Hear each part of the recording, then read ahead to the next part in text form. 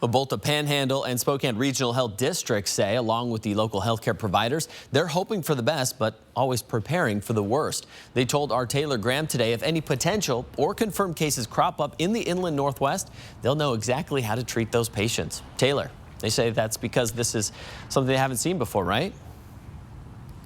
That's exactly right, Aaron. The program managers I spoke with today said they were here during the swine flu and Ebola outbreaks. And while this one in particular is presenting some challenges, they say they're ready for them.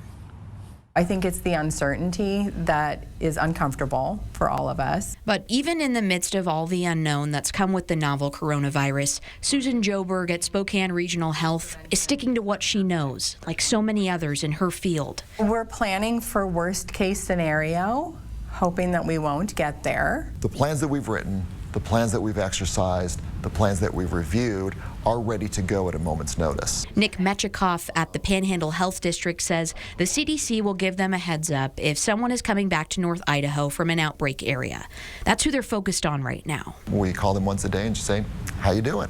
You know, are you taking your temperature? What is your temperature today? What was it this morning? What is it this evening? And have you developed any cough? So we have daily contact with the people. Otherwise, they could be coming down with the flu. I think the primary message is really a message of don't panic. Should someone who's traveled start showing symptoms, Metchikoff says they need to get to the hospital by either driving themselves or asking for an ambulance. In any case, doctors will need time to prepare. Don't walk into an emergency department, call ahead, let them know that you're coming.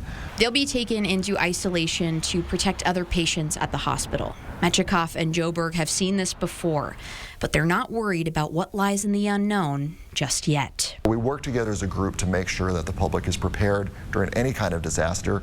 This one just happens to be a public health issue. I'm not going to call it a disaster yet because we're not there. Now, Sacred Heart and Kootenai Health say they have infectious disease plans, so they are fully prepared for something like this. Plus, they have precautions in place to protect the doctors and nurses who will be caring for these people, as well as other patients in the hospital.